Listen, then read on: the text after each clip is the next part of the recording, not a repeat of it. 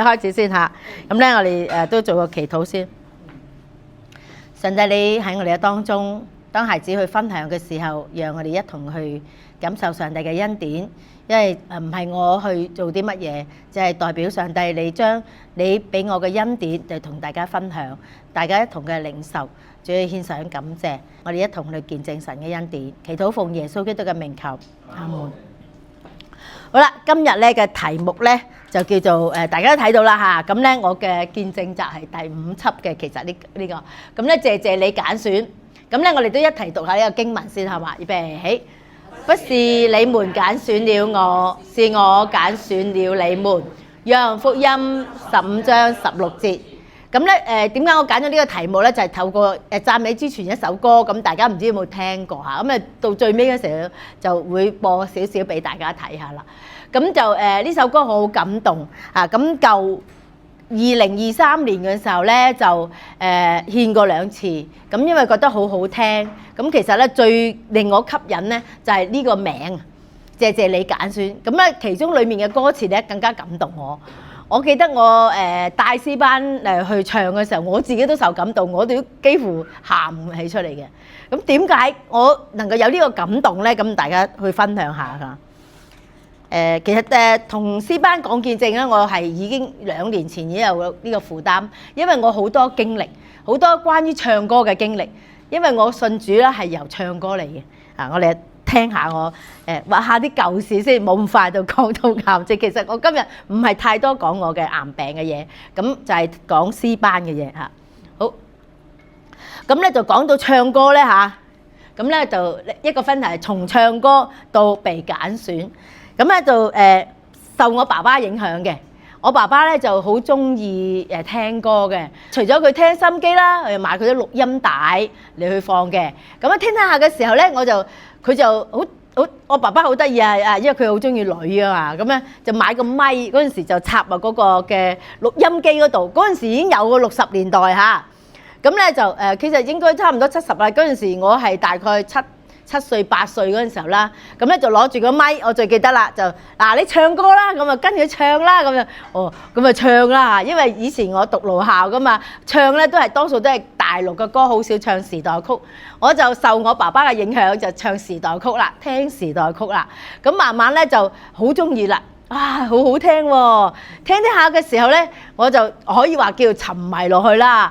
咁咧到咁上下嘅時候咧，就咁聽到我一個階段咧，就聽埋夜晚黑嘅節目。唔知大家有冇而家有冇呢啲咧？夜晚黑嘅時候咧，就哇嗰啲 DJ 把聲咧好好聽㗎嚇。咁咧我又冇，大家都聽到下，我冇攞咪，聽到我多謝我媽，因為本來我都冇乜氣啦，就係因為我媽撞聾嘅，咁佢照顧我嘅時候咧，我成日都要大聲嗌，本來都冇乜氣嘅，但係要講多幾次，之後唔得啦，好近我都要大聲嗌，咁所以就感謝神，我把聲又你咁勁啊，你病你都食緊藥都咁勁，就係因為我阿媽嚇，咪又講翻轉頭先嚇，咁受我爸爸嘅影響啦，好中意，咁喺1981年嘅時候咧，我8月信主啊。咁咧11月咧，咁咧我就81年嗰時候咧，其實我開始學一樣就係吉他啦。我開始學吉他，咁咧就跟我嗰陣時我出嚟做嘢㗎啦已經，咁咧就16歲嗰陣時候咧就好興嘅嗰個年代咧，70年代嗰陣時咧，70幾年嗰陣時我出嚟做嘢㗎，75年。嗰時我細佬返少年團契咁啊，就嚟探訪我，識咗我，哇你好叻喎，好中意聽歌唱歌，係啊我好中意，唱咩陳百強嘅眼淚在心裏流咁，嗰陣時都唔知明啊，但係好聽又好簡單彈咁啊，彈啲 chord 啊咁樣，咁咧就喺嗰陣時候咧就開始接觸福音啦，咁咧就因為咧佢嗰陣時邀請我返，我哋都幾中意唱歌聽歌嘛，我哋教會有個詩歌比賽，咁以前嘅年代咧係冇咩演唱會咁噶，咁啊哇去喎唔使錢㗎，咁啊去啦，咁啊就夜晚黑就去參加啦，咁咧就我記得捉埋我個細佬去啊，嗰陣時就唔識啊嘛，唔識人啊嘛，咁咧就去參加詩歌比賽，咁嗰晚咧就俾我一個好大嘅感動啊，咁咧咦啲我都未聽過呢啲歌嘅，但係唔知佢唱乜嘅喎，因為你知啦，以前咧唱啲歌係聽唔到佢唱咩字啊嘛，啲歌啊冇，多數都係國語翻譯嚟唱基督時主嗰啲歌，唱廣東話咁你梗係聽唔到啦。咁但係咧好舒服，喺嗰晚裏面我從未聽過啊，講到耶穌嘅嘢我完全唔聽過，耶穌係邊一個啊？以前可能都聽到話信耶穌，我派啲單張我就拒絕，咩人嚟㗎？咁啊鬼佬啊！咁我就係知道鬼佬嘅教嘅啫，咁但係都你知中國人都唔願意接受。記得1981年嘅8月嗰時候咧，就開始參加呢個詩比賽啦。喺台裡面下邊咧，就要諗緊有冇機會去可以上台唱下咧。嗰陣時就諗到咁樣嚇，咁又好舒服喺嗰晚裏面。咁嗰時都未有人同我講四律嘅，到下個禮拜翻團契嗰陣時翻青年團契嗰陣時好多人坐滿晒人，100幾人嘅，咁咧就好開心嘅。咁咧我未曾試過一個咁開心嘅感覺係從音樂帶俾我嘅。咁之後咧再繼續喺團契裏面成長啦。咁咧團契嗰陣時我真係好好聽喎啲歌，咁雖然唔知佢講乜啊，但係對我嚟講咧係好新鮮啊。咁咧之後咧我就翻到教會咧，唔係借聖經嚟睇喎，我係借一本聖詠詩選。而家冇咗㗎啦，而家嗰啲係唔同啦，啲宣道堂讚美集。咁聖詠詩選就攞翻去唱喎。你知唔知我最熟係邊首歌啊？奉獻詩。因為咧個禮拜咧都係實唱奉獻詩嘅，全所有我獻與耶穌咁啊，我又唔知咩獻與耶穌啊，但係都唱下都幾好聽喎咁。我淨係識睇簡譜咁睇下啦，唱下啦咁，幾開心嘅。咁之後咧就翻到嚟11月嗰陣時候未洗禮就已經翻晚堂詩班啦。咁咧就好開心，又係話啲字都同埋啲廣東話即係你知都唔同啊。佢記得有首小羊嘅歌嚇。咁咧又去唱啦，嗰陣時有位弟兄大詩班嘅晚堂詩班，咁10幾人咁唱，係嘛？唱咗一段時間嘅時候咧，我就洗禮啦12月。後來咧，因為我住喺新橋區嘅附近啦，咁咧就去到，因為啱啱中心堂咧，即係而家嘅新橋堂咧，就開始諗住82年一起教會，所以咧就好多青年人咧，青年團契嘅人咧。許建華啊、容志光啊嗰啲，可能你哋都唔識噶啦。許建華應該你識啦。咁咧就帶埋我哋一班咧住喺呢附近嘅人咧，就去到嗰度嚟幫手啦。咁咧佢哋有成立一個中心堂嘅詩班，就我去嗰度嚟唱詩班啦。咁一直咧你要唱呢個詩班裏面咧好多啊。咁尤其是嗰陣時帶領係嘅夾醫生啦，就帶領我哋成日都去報道，去公園報道啊，行去報道啊，去到邊度都去報道會嘅。咁咧就仲着啲好靚嘅衫啊，自己去做車啲衫啊。咁喺呢個嘅體會裏面咧，就係學咗好多嘢啦。咁唱好多嘅歌，好多流行詩歌啊，好開心。咁但係咧，我係詩班員裏面咧最多俾指揮鬧嘅人嚟㗎啦。因為咧，第一我就係個聲音好大聲，大家都知道我把聲因為我以前做工廠咧成日啲機器聲好大，我就同同工去搬嘢，咁啊講嘢好大聲啊，咁咪操練咗好大聲啦。咁同埋我中意唱歌，咪大聲啲唱，好開心。咁另外一樣嘢，其實我係五音不全嘅，我唔識睇五線譜啦，同埋咧我係成日都走音嘅。咁其實唔係得我一個人，嗰時我都好覺得好委屈啊，因為唔係淨係得我一個人走音啊，但係因為佢哋細聲，我大聲，所以我第一個就飆出嚟啦個聲音，所以咧就冇辦法啦。咁鬧係自然鬧噶啦，咁就喂何正義你成日都係咁樣走音啊，唔得啊，咁啊鬧多幾次咧，其實都好慚愧嘅。咁但係我哋嘅詩班長咧，當時係邊個咧？許建華，咁咧就帶我哋中心堂嘅詩班啦。咁就佢好細心話俾你聽，即係完咗之後，你唔得喎，你咁樣點樣咁樣好咁啊，就俾心機啲，就越嚟越細聲啦。咁冇辦法咯，但係我又好中意唱咗又是大翻聲。咁咧喺逼不得已之下咧，呢個未講啫，一陣先睇。逼不得已之下咧，我就去睇到一個報紙咧，就話去要即係有得學唱歌同埋學五線譜嘅。咁我就報名參加澳門音樂學院，佢哋呢個學啦，夜晚黑咁咧就學唱歌，學埋呢個嘅樂理。咁學咧就學咗2年。咁咧就當學到點樣咧？嗰個老師話嗱，本來我哋合唱班嘅學唱歌咧，唱咗下咧，你就一大班就冇得學㗎啦。點解咧？因為要個人唱嘅，要個人學㗎啦。因為每個人嘅發聲唔同。咁咧，但係因為即係太貴啦，我收入唔多，嗰陣喺教會收入唔多，咁所以我就冇辦法去個人咁樣去學啦，只係參加佢哋嘅合唱團去學習呢個嘅合唱嘅歌曲啦，咁就唱咗好多，多數因為嗰個老師係北京嚟嘅，咁所以咧佢就教好多嘅講國語啦，嗰陣時我都係唔鹹淡，咁就唱一啲大陸嘅歌，黃河啊嗰啲，哇好勁㗎！我好感謝神啦，喺呢2年幾裏面咧就吸收咗好多經驗啊，俾我好多嘅造就啦，同埋幫助。咁但係咧，我都其實繼續都好想，嗰個老師好好嘅，佢都係基督徒，咁咧就對我好好啦，咁咧就幫助我係喺各方面裏面去成長。咁後來咧，但係因為咧，佢哋始終都係人性，開始咧就話政府覺得你幾好喎，唔錯喎，佢就贊助，好俾好多錢我哋贊助，可能我哋練歌都可以有錢收，咁咧人即係遇到咁嘅時候咧，就會紛爭啊，個個就爭，就要爭政府一啲資助，咁所以咧，我覺得好即係話同教會好唔同，咁咧就離開咗啦。咁我2年幾之後就離開咗啦。我話我唔參加啦，因為佢一個禮拜練幾次歌㗎，一練2個幾鐘頭啊，所以你哋好輕鬆㗎啫，1個星期。咁啊學到咁長下嘅時候咧，就唔願意參與啦。咁就翻嚟教會咁就唱詩班再服侍。有一次咧，大師母咧就挑戰我啦。佢話你既然你學咗好多嘢啦，咁你被神使用啦，要就好似我諗翻起末底改對以斯帖話。焉知你得了皇后的位份，唔係為咗現今嘅機會麼？咁我諗到呢個經文嘅時候，我好啦，我就答應大師母去帶領詩班。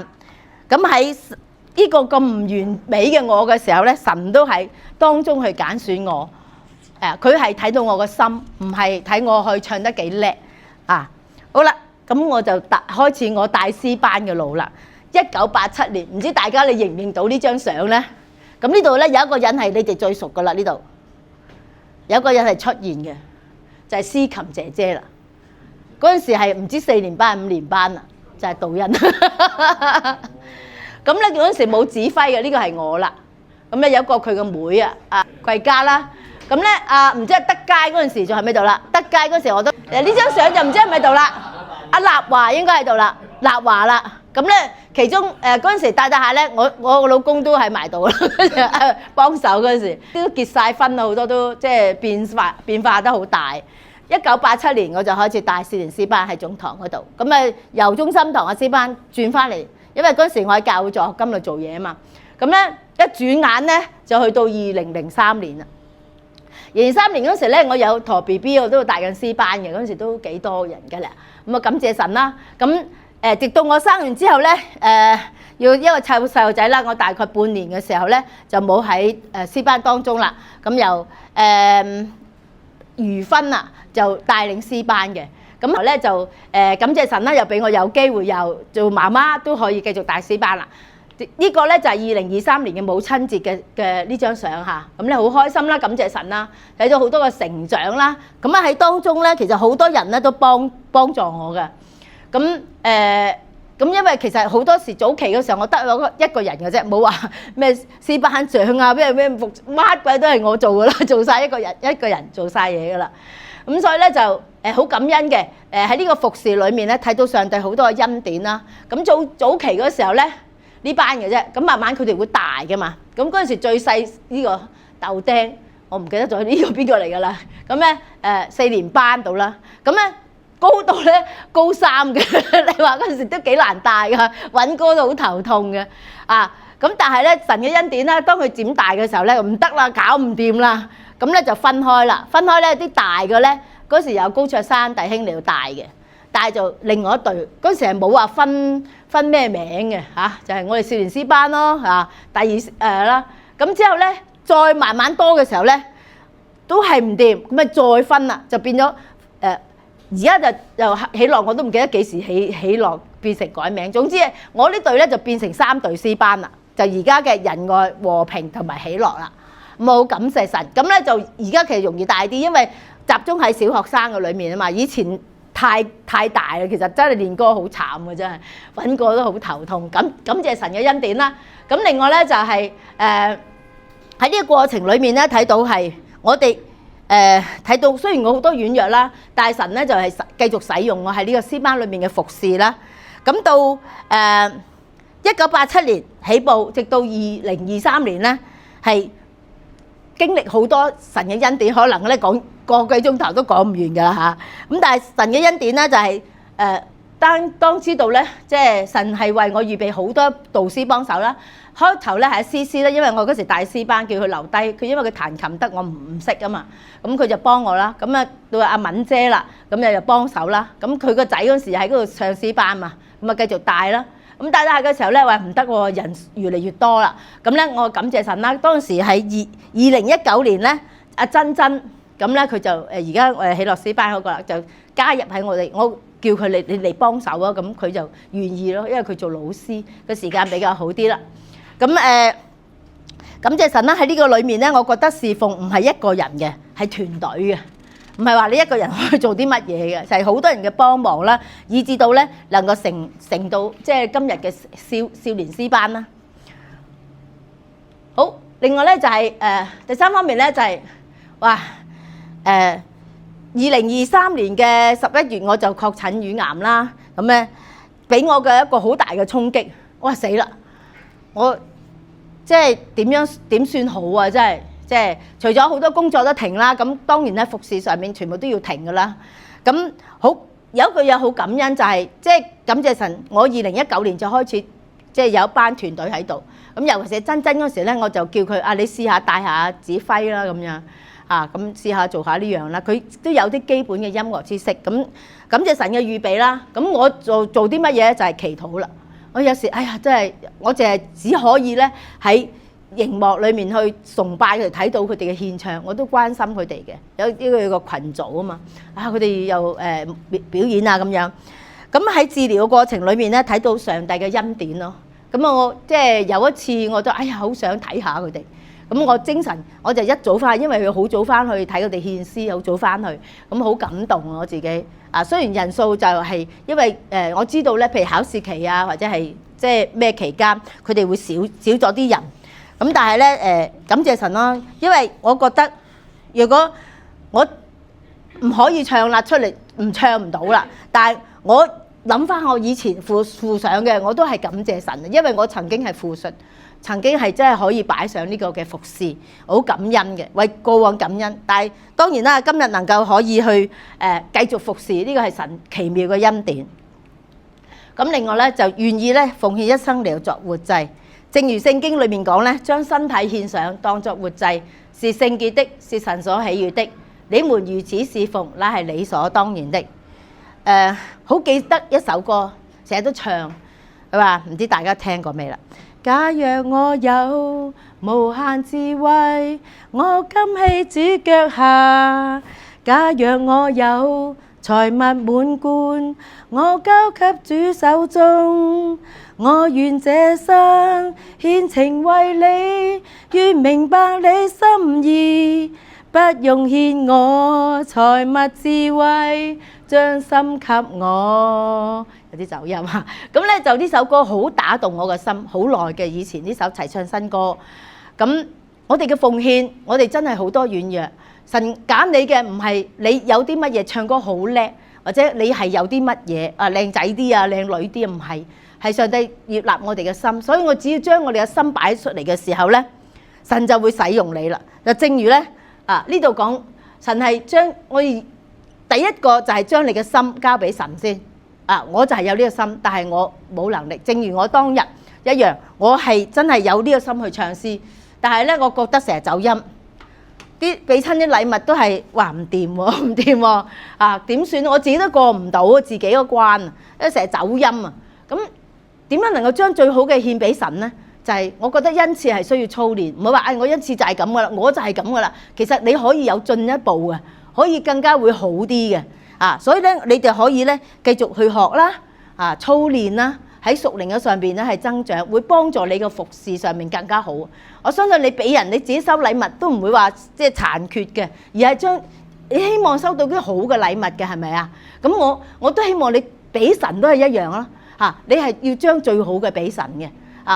就另外一樣嘢就係把握機會。如果嗰陣時我冇把握呢個機會，我就唔能夠可以咧係有呢個嘅服侍，我冇遺憾。就算我而家唔可以服侍啦，但係我都感謝神，我有即係超過30年嘅服侍上面，我係無悔可以咁講，好感恩。我希望大家都能夠咧係無悔嘅，即係你擺上嘅時候咧，你咪付哇又要等好多時間練習，哎呀即係其實小兒科㗎啦嚇。我因為我參加出邊，其實人哋嘅要求仲有高嚇，所以咧。我哋要將我哋要提升我哋自己嚇。最後咧，我想其實分享嘅嘢真係太多，我只係一部分。咁咧去聽翻呢首歌，當時我都好感動嘅。咁咧就去聽呢首歌。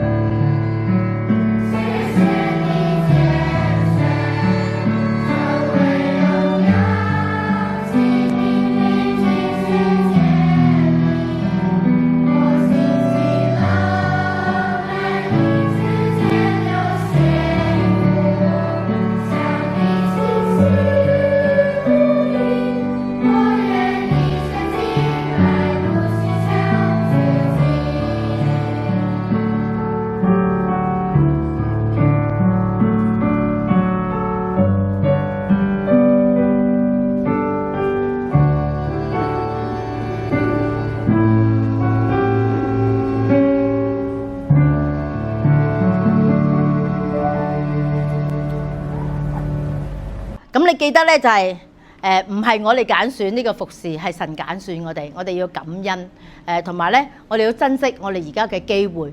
我哋唔知道下一刻我哋有冇機會服侍，珍惜我願意我哋將我哋嘅心俾上帝，一生敬拜佢啊！咁咧今日咧就到呢度啦，咁有機會再分享其他噶啦，多謝大家。